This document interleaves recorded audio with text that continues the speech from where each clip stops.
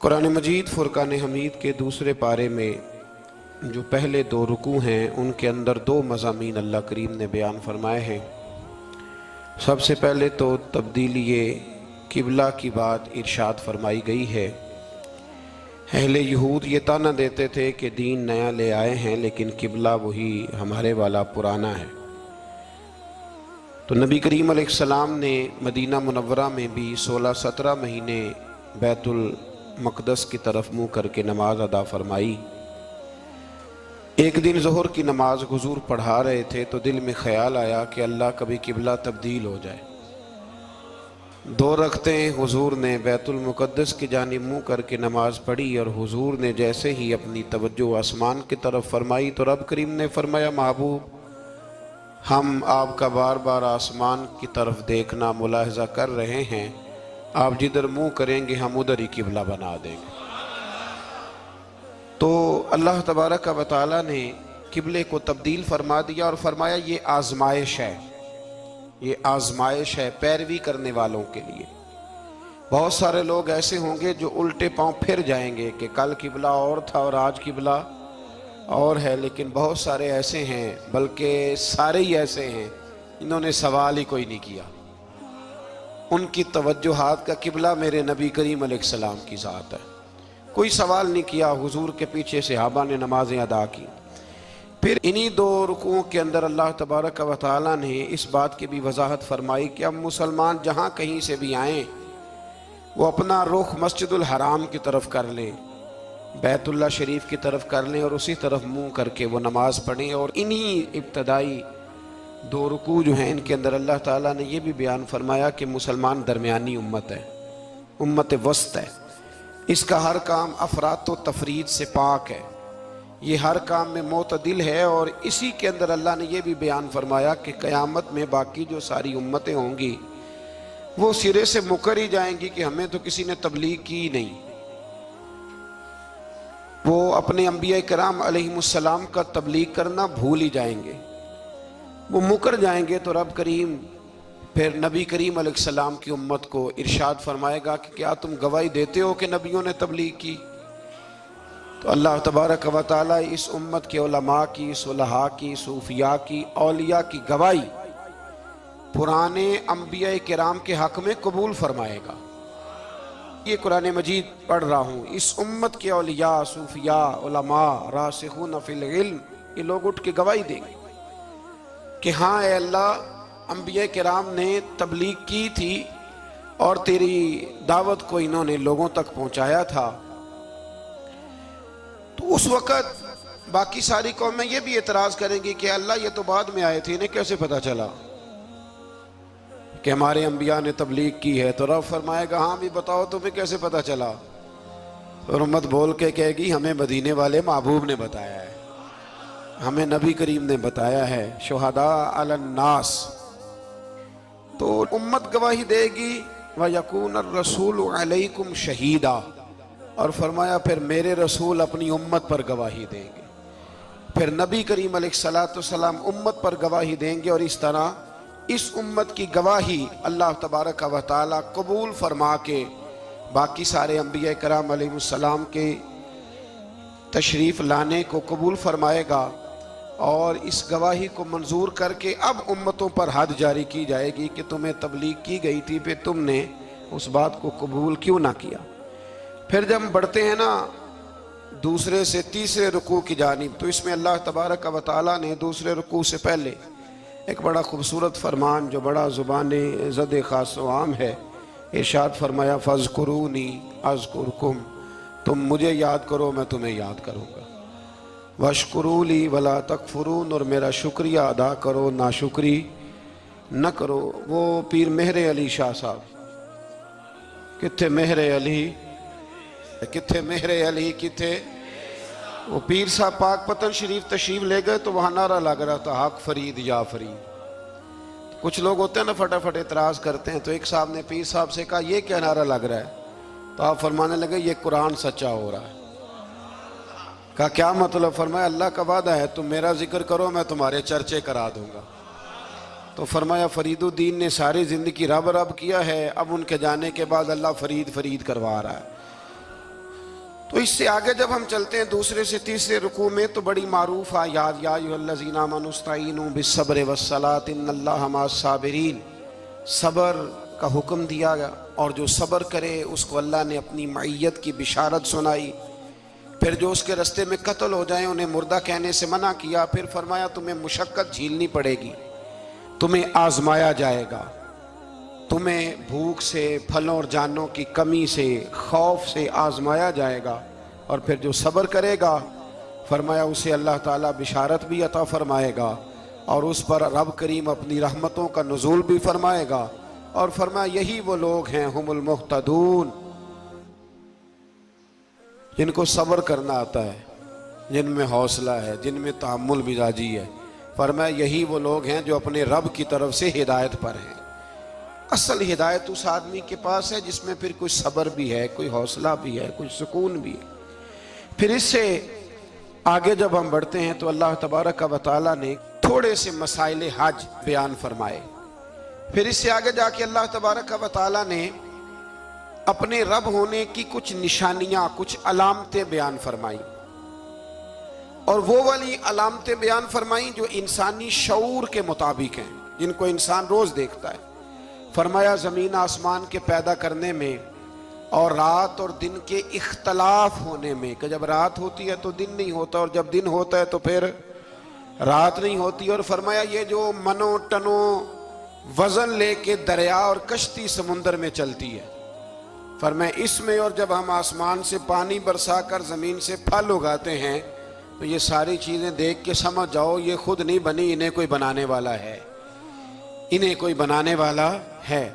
ان آیات کے اندر اللہ تبارک و تعالیٰ نے اپنے ہونے کی علامتیں بیان کی، اور پھر اسی مضمون میں آگے جل کے فرمایا کہ جب میرے بندے میری یہ نشانیاں دیکھتے ہیں تو والذین آمنوا اشد حبا للہ، پھر ایمان والے اپنے رب سے شدید محبت کرتے ہیں، پھر وہ اپنے رب سے شدید محبت کرتے ہیں۔ اور پھر اللہ تعالیٰ نے اسی رکوع میں آگے جا کے ارشاد فرمایا کہ بنایا سارا کچھ تمہارے لیے ہے، بنایا سارا کچھ، یہ چوتھے سے پانچواں رکوع آپ دیکھیں گے، فرمایا بنایا سارا کچھ تمہارے لیے ہے، پر تم نے وہ کھانا ہے جس کے کھانے کی تمہیں اجازت دی گئی ہے، حلالا طیبا، پاکیزہ چیز، سارا کچھ تمہارے لیے ہے، پر جس کی اجازت ملے تم نے وہی۔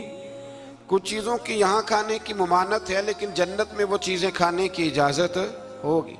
تو فرمایا تم حلال اور طیب چیز کھاؤ، شیطان تو تمہیں بے حیائی کا اور برائی کا حکم دیتا ہے، لیکن تم اس طرف آؤ جس چیز کا تمہارا رب تمہیں حکم ارشاد فرماتا ہے۔ پھر اللہ تبارک و تعالیٰ نے اسی پارے کے اندر، انہی آیات مقدسہ کے اندر، چوتھے سے پانچویں رکوع میں 4 ان چیزوں کا بیان فرمایا جو قطعی طور پر حرام ہیں۔ 4 وہ چیزیں جو قطعاً حرام ہیں، ان میں سب سے پہلے ارشاد فرمایا کہ مردار، جو جانور ذبح نہ کیا جائے اور بغیر ذبح کے مر جائے وہ کھانا حرام ہے۔ پھر ارشاد فرمایا بہتا ہوا خون، یہ بھی حرام ہے۔ اب آپ کہیں گے وہ تو خون لگتا ہے روز لوگوں کو، وہ تو لگتا ہے، بوتلوں کی بوتلیں نوجوان خون دیتے ہیں۔ تو اس میں ہمارے بزرگوں نے مسئلہ یہ بیان فرمایا کہ ضرورت کے لیے دینا جائز ہے، مجبوری ہو تو پھر خون دینا، جس طرح انسان مر رہا ہو تو اس کے لیے مردار کھانا بھی جائز ہے۔ تو کوئی بیمار، اتنا بیمار کہ اب ڈاکٹر کہے کہ سوائے خون کے کوئی اور چارہ نہیں ہے تو وہ دینا جائز ہے، بالکل، جو دے گا اللہ اسے اجر بھی عطا فرمائے گا۔ تو اسی طرح تیسرے نمبر پر سور کا گوشت، یہ بھی قطعاً حرام ہے، کوئی ایسی صورت ہی نہیں کہ جو اس کو جائز کیا جا سکے۔ اور پھر اللہ تبارک و تعالیٰ نے اسی آیت میں اس کا بھی ذکر فرمایا جس پر لوگ عقیدے کے لحاظ سے بڑا دھوکہ دیتے ہیں۔ فرمایا وما اہل بہ لغیر اللہ، اور وہ جس پر وقت ذبح غیر اللہ کا نام لیا جائے، جس پر وقت ذبح، جس پر غیر اللہ کا نام لیا جائے وہ جانور بھی حلال ہے۔ اس آیہ مبارکہ کو سامنے رکھ کے بڑا الجھاؤ پیدا کیا جاتا ہے، جس پر غیر کا نام آ گیا وہ حرام ہو گیا، لہذا کسی نے کہہ دیا کہ یہ بکرا غوث اعظم کے نام کا رکھا ہے تو یہ حرام ہے، اور کسی نے کہا کہ یہ میں نے 11ویں شریف کے لیے دمبا رکھا ہے قربانی، حضور غوث اعظم کے سال ثواب کے لیے دوں گا تو یہ درست نہیں۔ تو بھئی یاد رکھو وقت ذبح، یہاں تمام مفسرین نے یہی لکھا ہے کہ وقت ذبح کسی اور کا نام لیا تو پھر وہ حرام۔ دیکھیں نا، کسی بندے نے اگر کہہ دیا کہ یہ دمبا زید کا ہے، 4-5 دمبے بکرے گھوم رہے تھے، کسی نے کہہ دیا زید کا ہے، یہ بکر کا ہے، یہ عمر کا ہے، یہ سعد کا ہے، اب کیا یہ لفظ کہنے سے وہ حرام ہو جائے گا؟ روز کہتے ہو کہ نہیں کہتے؟ وہ عجیب فلسفہ ہے نا لوگوں کا۔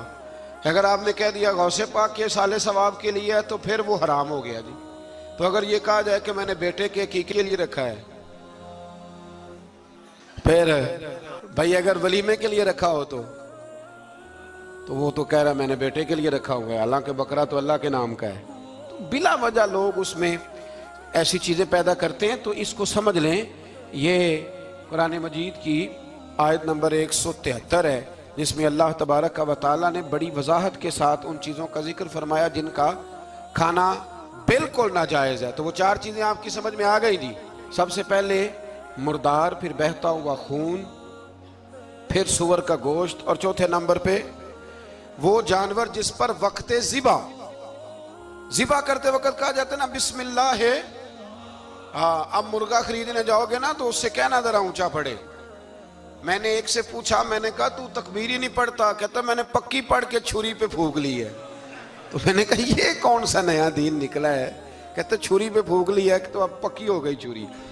تو میں نے کہا چھری کے ساتھ اگر کسی نے پیاز کاٹ لیا تو پھر تیری پھونک کا کیا بنے گا؟ تو وہ تو گئی نا جی۔ تو اس لیے یہ جانور جب حلال ہوگا جب کہا جائے گا بسم اللہ اللہ اکبر۔ پھر آگے 5ویں سے 6ٹھے رکوع میں جو پہلی آیت ہے نا، اس میں اللہ تعالیٰ نے ایک چیز کے بارے میں نصیحت فرمائی ہے۔ جب یہ قبلے کی تبدیلی کی بات ہوئی تو یہودی بھی اپنے قبلے پر اصرار کرنے لگے، عیسائی بھی اپنے قبلے پر اصرار کرنے لگے۔ وہ کہنے لگے مشرق کی جانب منہ کر کے نماز پڑھنی ہے، یہ کہنے لگے مغرب کی جانب منہ کر کے نماز پڑھنی ہے۔ تو اللہ کریم نے فرمایا یہ تو نیکی نہیں کہ منہ مشرق کی جانب کرو یا مغرب کی جانب کرو۔ تو یا اللہ نیکی کیا ہے؟ فرمایا نیکی وَلَٰكِنَّ الْبِرَّ مَنْ آمَنَ بِاللَّهِ وَالْيَوْمِ الْآخِرِ، فرمایا نیکی تو یہ ہے کہ اللہ اور آخرت پر ایمان لاؤ۔ نیکی ایمان کا نام ہے۔ پھر فرمایا فرشتوں پر، کتابوں پر، نبیوں پر ایمان لاؤ، اور اپنا مال خرچ کرو اللہ کی محبت میں، رشتہ داروں پر، یتیموں پر، مسکینوں پر، مسافروں پر، مانگنے والوں پر، غلام آزاد کرانے کے لیے۔ اور فرمایا نیکی تو یہ ہے کہ نماز قائم کرو، زکوٰۃ ادا کرو، اپنے وعدے پورے کرو جب تم وعدہ کر لیتے ہو، اور جب تمہیں کوئی مصیبت پہنچے اس پر صبر کرو۔ فرمایا اولئک الذین صدقوا، یہ وہ لوگ ہیں جو نیکی کے دعوے میں سچے ہیں، جو ایمان بھی لائیں، خرچ بھی کریں، مصیبت پر صبر بھی کریں۔ یہ وہ لوگ ہیں جو ایمان کے دعوے میں سچے ہیں۔ وَأُولَئِكَ هُمُ الْمُتَّقُونَ، اور یہ وہ لوگ ہیں جو پرہیزگار ہیں اللہ سے۔ آگے یہ آیت جس میں اللہ نے قصاص کا حکم دیا ہے، بدلہ لینے کا، یہ حکم اسٹیٹ کے لیے ہے، حکمرانوں کے لیے۔ فرمایا کہ جب کوئی شخص کسی کے ساتھ کوئی ظلم کرے تو پھر اس کا بدلہ لو۔ تو کس طرح بدلہ لینا ہے؟ فرمایا الحر بالحر والعبد بالعبد والانثى بالانثى، آزاد کے بدلے آزاد، غلام کے بدلے غلام، عورت کے بدلے عورت۔ ہاں اگر کوئی وارث معاف کر دے تو بات الگ ہے، ورنہ بدلہ لو۔ اور قرآن مجید نے یہاں ارشاد فرمایا کہ اگر تم بدلہ لوگے تو زندگی ملے گی، تمہیں زندگی ملے گی۔ اگر حکمران مجرموں کو سزا دیں گے تو باقی لوگوں کی زندگی محفوظ رہے گی، بچے گی۔ حکم دیا گیا یہاں کہ بدلہ لیا جائے۔ پھر جب ہم 6 سے 7ویں رکوع کی طرف چلتے ہیں تو اس میں اللہ نے روزے کا حکم دیا، رمضان کی فضیلت بیان کی، اور ارشاد فرمایا گیا کہ جو روزہ نہ رکھ سکے وہ فدیۃ طعام مسکین، جو تو مریض ہو، بیمار ہو، وہ تو اتنے روزے جو ہے وہ اگلے دنوں میں رکھ لے۔ اور آگے جا کے یہ بھی بتایا گیا کہ جو زیادہ ہی بیمار ہو پھر وہ 1 مسکین کا فدیہ دے دے، کھانا دے دے۔ پھر اسی آیہ کریمہ میں رب کریم نے فرمایا اگر تم مجھ سے دعا مانگو گے اسی رکوع میں تو فرمایا میں تمہاری دعاؤں کو بھی ضرور قبول کروں گا۔ پھر اسی میں بتایا گیا کہ رات کے وقت تمہیں کھانے کی بھی اجازت ہے اور عمل زوجیت کی بھی تمہیں اجازت دی جاتی ہے۔ اسی طریقے سے پھر آگے اللہ تبارک و تعالیٰ نے حج کے مہینوں کے بارے میں علامتیں ارشاد فرمائیں اور مسائل حج کچھ آگے جا کے بیان کیے. اور ایک اور غلط رسم لوگ رسمیں بنا لیتے ہیں نا، ایک اور رسم تھی کہ یہودی اور عیسائی جب حج کرتے تھے نا احرام باندھ لیتے تھے، پھر دروازے سے گھر میں داخل نہیں ہوتے تھے، اوپر سے چھلانگ لگا کے کہ اب ہم پاک ہو گئے. تو دروازہ چونکہ گناہگار ہے، اس کے بیچ سے گناہگار آتے جاتے رہے ہیں، لہٰذا دروازے سے نہیں گزرتے تھے. تو اللہ کریم نے فرمایا یہ کوئی نیکی نہیں، یہ کوئی طریقہ نہیں کہ تم دروازوں سے نہ گزرو. وَلَٰكِنَّ الْبِرَّ مَنِ اتَّقَىٰ، دروازے کے اوپر سے چھلانگ لگانا نیکی نہیں، بلکہ نیکی تو یہ ہے کہ اللہ سے ڈرنا شروع کر دو. حج کے بعد پاک صاف ہو جاؤ، ڈرنا شروع کرو، یہ اصل میں نیکی ہے. تو پھر اللہ تبارک و تعالیٰ نے حج کے مسائل کافی تفصیل کے ساتھ، چونکہ وہ فقہی مسائل ہیں اور پوری اس کی جزیات ہیں، لہذا وہ ایک نشست میں کرنے کی بات نہیں. تو رب کریم نے وہاں مشعر حرام کا بھی ذکر فرمایا اور ان سب چیزوں کی طرف نشاندہی فرمائی جن پر توجہ کرنا امت مسلمہ کے لیے بڑا ہی ضروری ہے. پھر آگے 8ویں رکوع تک یہ باتیں مختلف انداز میں چلتی رہیں. پھر 9ویں سے 10ویں رکوع میں ایک بات رب کریم نے یہ ارشاد فرمائی کہ میں نے کافروں کی نظر میں نا، جب انہوں نے میری نافرمانی کی ہے، میرے کلمہ نہیں پڑھا، میرے محبوب کو نہیں مانا، قرآن مجید کو نہیں مانا، تو فرمایا میں نے دنیا کی زندگی ان کے سامنے مزین کر دی. یہ بڑی سمجھنے والی بات. فرمایا زُيِّنَ لِلَّذِينَ كَفَرُوا، وہ جنہوں نے کفر کیا تھا نا ان کے لیے زینت دے دی. کسے؟ حیات الدنیا، دنیا کی زندگی کو اللہ نے نا ان کے لیے حسین کر دی. انہیں بڑے اچھے لگتے ہیں، یہ میری جائیداد ہے، یہ میرا باغ ہے، او میری حویلی ہے، یہ سارے میرے جناب بنگلے. فرمایا یہ چیزیں ہم نے کافروں کی نظر میں پھر پیاری کر دی. سمجھیے گا بات، یہ کافر کا طریقہ ہے کہ وہ دنیا داری کا مال دیکھتا ہے تو اس کی آنکھیں کھل جاتی ہیں، بڑا راضی ہوتا ہے. مومن کا یہ طریقہ، مومن کس بات پہ راضی ہوتا ہے؟ اللہ تبارک و تعالیٰ کی رضا پہ مومن راضی ہوتا ہے. اس چیز کو اللہ کریم نے یہاں بیان فرمایا. پھر اس سے آگے جو حرمت والے مہینے ہیں ان مہینوں کا ذکر کیا گیا. پھر اللہ تبارک و تعالیٰ نے جوے اور شراب کو حرام قرار دیا. 219 نمبر آیت ہے، اسی رکوع میں اللہ تبارک و تعالیٰ نے اس کا بھی تذکرہ فرمایا. یہ تفصیل کے ساتھ تذکرے جاری رہے. پھر اسی طرح عورتوں کے جو حیض و نفاس کے مسائل ہیں ان کو بھی اللہ تبارک و تعالیٰ نے اسی پارے کے اندر بیان فرمایا. کچھ طلاق کے مسائل بھی اللہ کریم نے اسی پارے 9ویں رکوع سے آگے جا کے ان ساری چیزوں کو اللہ کریم نے بیان فرمایا. اور پھر یہ بھی ارشاد فرمایا حیض و نفاس مسائل اور طلاق، ان ساری چیزوں کو بیان کرنے کے بعد فرمایا کہ ان کے مسائل گویا سیکھ لو، اس پر عمل کرو. اور فرمایا تلک حدود اللہ، یہ اللہ کی حدیں ہیں، فلا تعتدوها، اللہ کی حدوں سے آگے نہ گزرنا. یہ وہ باؤنڈری ہے جو اللہ نے بنائی ہے، یہ حکم وہ ہیں جو رب نے دیے ہیں، تو ان سے آگے نہ جانا. تو بالتفصیل ان ساری چیزوں کا یہاں بیان فرمایا گیا. اور وہ مسائل جو بڑی تیزی سے لوگ الجھا دیتے ہیں ان کا بھی اللہ کریم نے یہاں ذکر فرمایا. بیچ میں کچھ آیات ایسی ہیں جو زیادہ توجہ کے قابل ہیں اور ہماری روزمرہ کی زندگی میں ہمیں ان کی بڑی اشد ضرورت ہے، جو اگرچہ مسائل فقہ تو نہیں لیکن ضرورت کے لحاظ سے، روزمرہ کے اخلاقی رویوں کے لحاظ سے اس کی بڑی ضرورت ہے. ان چند آیات کا بھی ہم نے انتخاب کیا، انشاءاللہ اس پر بھی کچھ بات کرتا ہوں. اس پارے کے آخر میں نا اللہ کریم نے ایک واقعہ بیان فرمایا ہے. اس میں اللہ تبارک و تعالیٰ نے نا بنی اسرائیل کا ایک واقعہ بڑی تفصیل کے ساتھ، اور وہ اس پارے کے اختتام پر عقیدے کے لحاظ سے، نظریے کے لحاظ سے، سمجھنے کے لحاظ سے بڑی اہم چیز ہے، اس پر ضرور غور فرمائیں. وہ یہ ہوا کہ بنی اسرائیل کے اندر ہمیشہ ایسے ہوتا تھا کہ اللہ تبارک و تعالیٰ ایک پیغمبر اور ایک بادشاہ، بنی اسرائیل کے اندر ہمیشہ نبی اور بادشاہ موجود رہتے تھے. ایک وقت ایسا آیا کہ بنی اسرائیل میں کوئی نبی نہیں تھے، اور بنی اسرائیل کا جو اپنا علاقہ تھا نا وہ ملک شام ہے. تو قوم عمالقہ ایک قوم تھی اور بڑے سخت گیر لوگ تھے. انہوں نے بنی اسرائیل والوں کے ساتھ لڑائی کی، جہاد کیا اور انہیں ان کے علاقے سے نکال دیا. اور کچھ حضرت یوسف علیہ السلام کے زمانے میں ویسے بھی ایک بہت بڑی تعداد جا کے مصر میں آباد ہو گئی تھی۔ اب یہ ہوا کہ ان کے پاس کوئی بادشاہ نہیں ہے، یہ بار بار دعا کرتے ہیں، التجا کرتے ہیں، تو اللہ تعالیٰ نے ایک پیغمبر انہیں عطا کیے جن کے مختلف نام کتابوں میں ہیں۔ صدر الافاضل رحمۃ اللہ علیہ نے تفسیر خزائن العرفان کے اندر ان کا نام حضرت شمویل علیہ السلام لکھا ہے۔ حضرت شمویل علیہ السلام کو اللہ تعالیٰ نے نبوت عطا فرمائی، اور جب حضرت شمویل علیہ السلام اللہ کے نبی ہوئے، بنی اسرائیل والوں کو یقین آیا کہ اللہ نے الحمدللہ ہمیں ایک نبی کے جھنڈے تلے جمع کر دیا ہے، تو پھر انہوں نے کہا کہ آپ ہمارے سامنے ایک بادشاہ بھی مقرر کریں تاکہ ہم اس کی سرپرستی میں جہاد کریں۔ جب انہوں نے یہ بات کی تو اللہ تبارک و تعالیٰ نے حضرت شمویل علیہ السلام کے ذمے لگایا۔ تو ایک اس زمانے میں اللہ کے نیک بندے تھے، جناب طالوت علیہ السلام ان کا نام تھا۔ تو حضرت شمویل علیہ السلام نے انہیں کہا کہ اللہ کریم نے نا تمہارا بادشاہ طالوت کو بنایا ہے، ان کا نام بھی قرآن مجید نے ذکر فرمایا ہے۔ تو بنی اسرائیل کے لوگ کہنے لگے یہ تو غریب آدمی ہے، وہ بکریاں چرایا کرتے تھے، لیکن علم میں بڑے پختہ تھے، وجود میں بڑے طاقتور تھے۔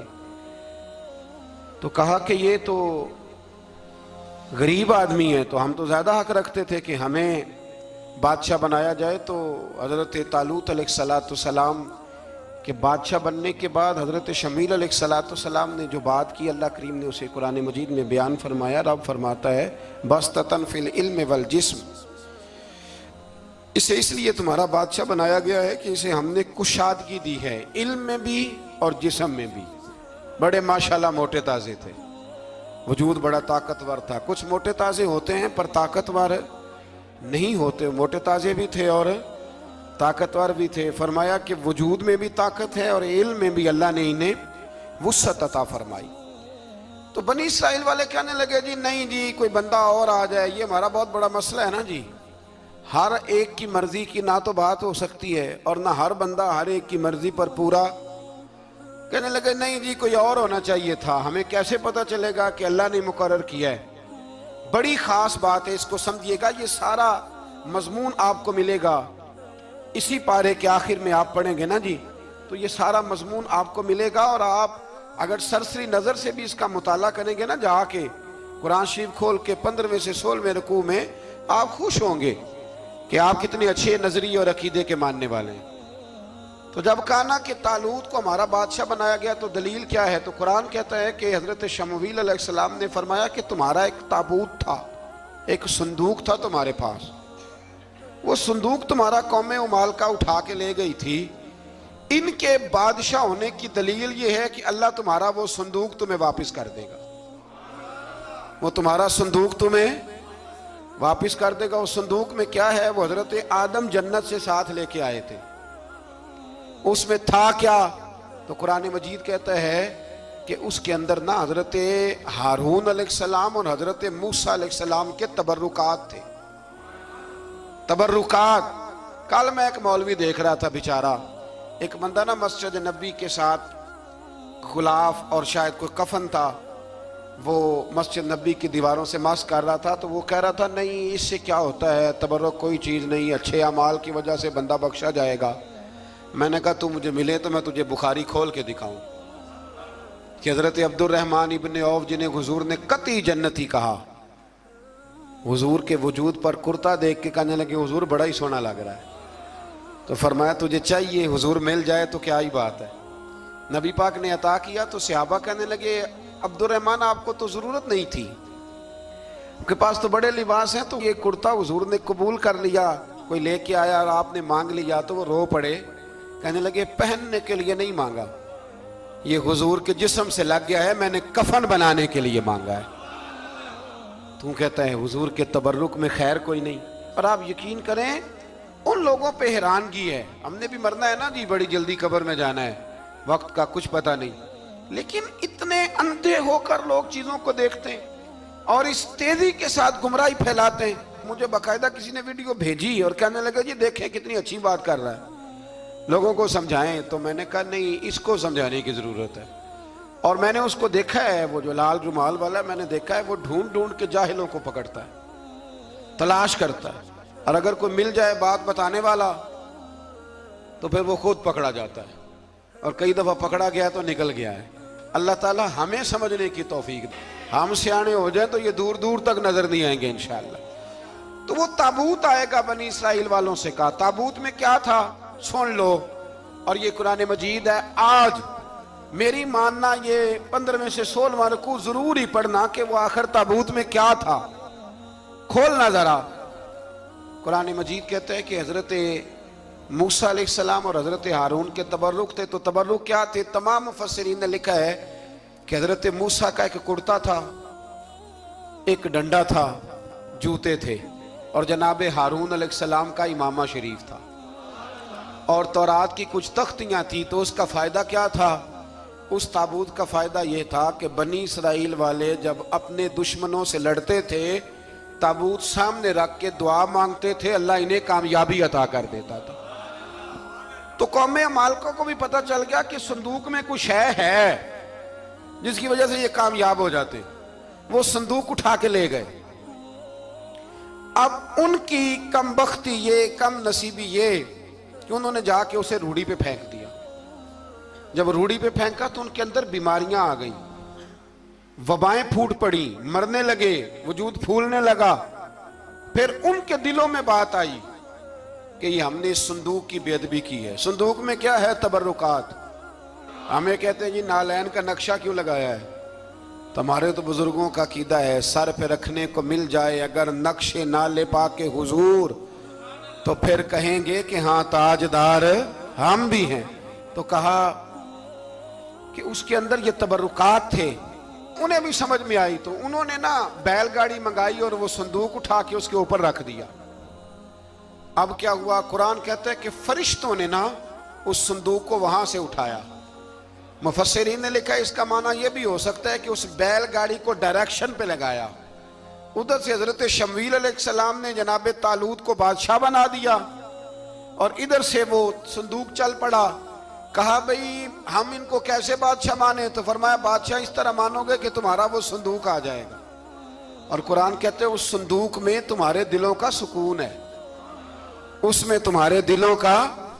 اور بھائی ہماری تو کوشش ہوتی ہے بزرگوں سے کوئی چیز مل جائے، اللہ والوں کا کوئی تبرک ہمارے ہاتھ آ جائے۔ تو وہ صندوق آ گیا، یہ مان گئے۔ اب جہاد کرنے نکلے تو لڑنا تھا جالوت کی قوم کے ساتھ، وہ بڑا سخت آدمی تھا، 3 من سونا اس نے وجود پہ پہنا ہوتا تھا، اس کی قوم سے لڑنا ہے، ٹوپی بڑی تگڑی پہنی ہوتی تھی لوہے کی۔ اب کون لڑے؟ ایک نوجوان تھے جن کا نام تھا داؤد علیہ السلام، وہ بھی بکریاں چرایا کرتے تھے، اور جن دنوں حضرت طالوت نکلے نا اپنی قوم کو لے کر جالوت کے خلاف لڑنے، تو حضرت داؤد بھی شامل ہو گئے۔ اللہ جب کسی کو نوازتا ہے نا تو پھر خاص ہی کرم نوازی کرتا ہے۔ مفسرین نے لکھا جب یہ جا رہے تھے نا، وہاں جا رہے تھے تو رستے میں انہیں 3 پتھر مل گئے، انہوں نے وہ تینوں پتھر اٹھا لیے۔ اس زمانے میں پتھر پھینکنے کے لیے چھوٹی چھوٹی لوگوں کے پاس چیزیں ہوا کرتی تھیں، اس کو کوپھن بھی لوگ کہتے تھے، منجنیق، اس کو سامنے رکھ کے پھر بنائی گئی۔ تو آپ کے پاس بھی وہ آلہ تھا جس سے دشمن پر پتھر مارے جاتے تھے، تو آپ وہ مشین لے کر، وہ آلہ لے کر وہاں پہنچے ہوئے تھے، 3 پتھر آپ کے پاس تھے۔ آپ فرماتے اس دن میں بڑا بیمار تھا، اتنا بیمار تھا کہ میرا رنگ پیلا ہو گیا۔ اب وہ جالوت کے سامنے کوئی نہیں جاتا تھا، تو جناب طالوت کہنے لگے کہ جو جالوت کو مارے گا نا، یعنی ان کے بادشاہ کو اس قوم کے، تو میں اسے اپنی آدھی سلطنت بھی دے دوں گا اور اپنی بیٹی کا نکاح بھی اس کے ساتھ کر دوں گا۔ دیکھیں اللہ نوازتا ہے تو کس انداز میں نوازتا ہے۔ تو حضرت داؤد کہتے ہیں وہ دور کھڑا تھا تو میں نے نا 3 پتھر مارے۔ بھئی ہمت کرنا تو ہمارے ذمہ ہے کہ نہیں؟ میری ملت کا جوان کہتا ہے میں نے کرنا کرانا کچھ نہیں، یعنی اگر آپ کہیں نا کچھ کرو تو پھر وہ کوئی کام کرنے کی مطلب معاملہ۔ وہ مجھے کل ایک سنگی کہہ رہے تھے، کہنے لگے جی اللہ کے فضل سے کچھ بھی نہیں کرنا پڑا، مرشد نے نظر کر دی۔ میں کہا میں ملن گے تو میں انہوں نے سمجھاواں گا کہ کچھ کرا کے نظر کریا کرو، کیونکہ میرے وہ دوست ہیں، میں انہیں جانتا ہوں، نظر میں بڑا کچھ ہوتا ہے لیکن اللہ بھی تو بندے پہ بڑی نظر رحمت کرتا ہے نا. لیکن کہتا ہے 5 نمازیں پڑھ، رمضان کے روزے رکھ، زکوٰۃ فرض ہو تو ادا کر، یہ سارے کام کر، سچ بول، دیانتداری کر، پھر میں اپنے فضل سے تجھے جنت عطا کروں. تو یہ جو رویہ ہم نے بنایا یہ درست نہیں. تو فرماتے ہیں 3 پتھر میں نے مارے، اللہ نے اتنا فضل کیا کہ وہ بھی مر گیا، اور اسے چھو کے میرے پتھر آگے بڑھے تو اس کی فوج کے 30 آدمی بھی مر گئے. 3 پتھروں سے 31 بندے اللہ نے مار دیے. فرماتے اس لیے کہ ہاتھ میرے تھے اور طاقتیں میرے رب کریم کی تھی.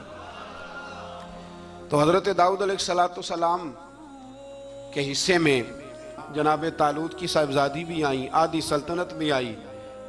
کافی سال حضرت طالوت حیات رہے، پھر ان کا وصال ہو گیا تو ساری سلطنت حضرت داؤد کو ملی، اور پھر اللہ تبارک و تعالیٰ نے انہیں نبوت بھی عطا فرمائی. یہ دنیا میں واحد پیغمبر ہیں جو بیک وقت نبی بھی تھے اور بادشاہ بھی تھے. اور پھر اللہ نے فضل فرمایا، انہوں نے بڑی بڑی فتوحات کی. اور پھر حضرت داؤد کے صاحبزادے کا نام حضرت سلیمان علیہ السلام، پھر ان کے صاحبزادے کا نام حضرت. تو یہ ہوا کیسے؟ یہ سارا کچھ اللہ تبارک و تعالیٰ کے فضل سے ہوا، اس کے کرم سے ہوا. اب اس واقعہ سے ہمیں کیا پتہ چلتا ہے؟ ہمیں یہ پتہ چلتا ہے کہ رب جب فضل فرمائے نہ کسی پہ بھی، تو ہمیں اس بندے کو دیکھ کے راضی ہونا چاہیے، کوئی شکوہ نہیں کرنا چاہیے. اور دوسری بات یہ سمجھ لینا چاہیے کہ حکومتیں، مال، دولت یہ صرف سیاستوں سے نہیں ملتی، یہ خدا کے فضل سے ملتی ہے. اور یہ بھی سمجھ لینا چاہیے کہ جو بزرگوں کے تبرکات ہوتے ہیں ان کی کیا ہی بات ہوتی ہے. چند باتیں ایسی تھیں کہ میرا دل کرتا تھا ان کو دہرایا جائے، اور خاص کر کے ان باتوں پر توجہ کی جائے. یہاں نا اللہ تبارک و تعالیٰ نے ان باتوں میں سے ایک بات کا ذکر فرمایا ہے. یہاں 207 نمبر جو آیت ہے نا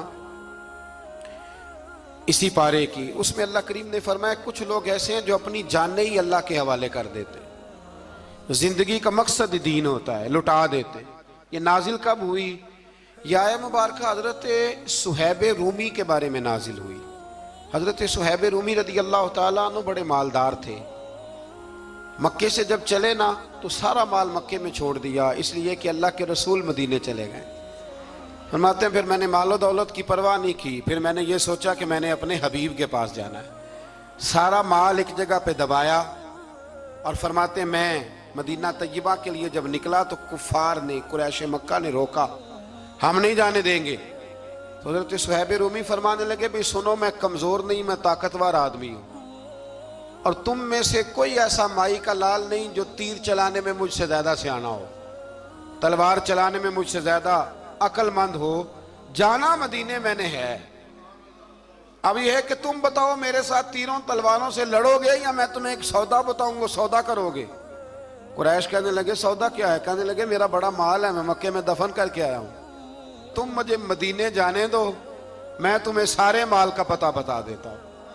ہزاروں لاکھوں میں تھا مال تجارت. دیکھیں جب صحابہ مدینے جاتے تھے تو کتنی قیمت دے کے جایا کرتے تھے. تم مجھے جانے دو، میں تمہیں وہاں کا پتہ بتاتا ہوں. انہوں نے کہا جی بات ٹھیک ہے، آپ پتہ بتا دیں. حضرت صہیب نے ساری زندگی کی جمع پونجی ہزاروں لاکھوں میں ساری دے دی اور مدینے کے لیے تیار ہو گئے. اللہ کریم نے اس بات کو بڑا ہی پسند فرمایا اور فرمایا وَمِنَ النَّاسِ مَن يَشْرِي نَفْسَهُ ابْتِغَاءَ مَرْضَاتِ اللَّهِ. فرمایا کچھ لوگ ایسے ہیں جو اپنی جانیں ہی بیچ دیتے ہیں اللہ کی رضا حاصل کرنے کے لیے، اپنی جانیں بیچ دیتے ہیں. نَفْسَهُ ابْتِغَاءَ مَرْضَاتِ اللَّهِ، اللہ کی رضا حاصل کرنے کے لیے اپنی جانوں کو بیچ دیتے ہیں. تو فرمایا پھر اللہ کیا کرتا ہے؟ فرمایا واللہ رعوف بالعباد، پھر اللہ بھی اپنے بندوں پر بڑا ہی رحم فرمانے والا ہے. جب یہ سارا مال دے کے مدینے پہنچے نا تو ان کے استقبال کے لیے جناب عمر پہلے سے موجود تھے.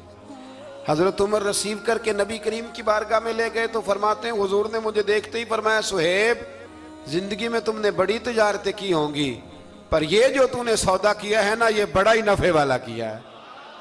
یہ جو سودا فرمایا یہ تو نے بڑا. تو دین کے لیے جب آپ کوئی کام کرتے ہیں تو یہ سودا بڑا نفع والا. ایک مضمون اور یہاں ہے 216 نمبر آیت میں، وہ بھی بڑا ہی سمجھنے والا ہے۔ اللہ کریم نے جب جہاد فرض کیا نا تو فرمایا کتب علیکم القتال، ہم نے تم پر قتل کرنا، قتال کرنا فرض کیا ہے۔ فرمایا ہو سکتا ہے تمہیں یہ کراہت محسوس ہو، مشکل لگے، برا لگے۔ ایک بات جو آج کی نصیحت ہے اور مضامین قرآن جو ہم سیکھ رہے ہیں اس کے اندر سے ہمیں یہ خاص چیز ہے جس کو سمجھنا چاہیے۔ اللہ کریم نے فرمایا کہ تم پر جہاد فرض کیا گیا ہے، وَهُوَ كُرْهٌ لَكُمْ، ہو سکتا ہے تمہیں ناپسند ہو، تو ایک نہ ساری زندگی کے لیے ایک نصیحت کر دی۔ فرمایا وَعَسَىٰ أَن تَكْرَهُوا شَيْئًا، ہو سکتا ہے تم کسی چیز کو ناپسند کرو، وَهُوَ خَيْرٌ لَكُمْ، اور وہ تمہارے لیے اچھی ہو۔ اللہ اکبر، یہ وہ بات ہے اگر سمجھ میں آ گئی تو کلیجہ ٹھنڈا ہو گیا، زندگی سکون میں آ گئی۔ فرمایا ہو سکتا ہے تم کسی چیز کو ناپسند کرو اور وہ تمہارے لیے بہتر ہو۔ وَعَسَىٰ أَن تُحِبُّوا شَيْئًا، ہو سکتا ہے تم کسی چیز سے محبت کرو، وَهُوَ شَرٌّ لَكُمْ، اور وہ تمہارے لیے بری ہو، اچھی۔ بس میرے رب نے ایک بات مسلمان کو بتا دی تو جینے کے لیے بڑی کافی ہے۔ فرمایا تم میرے اور میرے رسول کے حکم پر چلو۔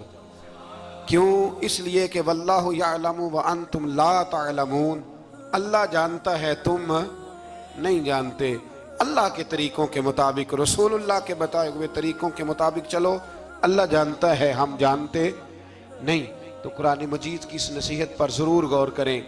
ایک شخص نے ایک دفعہ اپنی بیوی کی بڑی شکایتیں کی نبی کریم کی بارگاہ میں، تو رسول کریم علیہ السلام نے فرمایا ہو سکتا ہے اللہ تمہیں اس میں سے ایسی اولاد عطا کر دے جو تیرے لیے باعث خیر ہو۔ جو چیزیں ہم ناپسند کرتے ہیں بعض اوقات اسی میں سے اللہ تعالیٰ ہمارے لیے خیر کر دیتا ہے۔ اللہ ہمیں سمجھنے کی توفیق عطا فرمائے۔ آخر دعوانا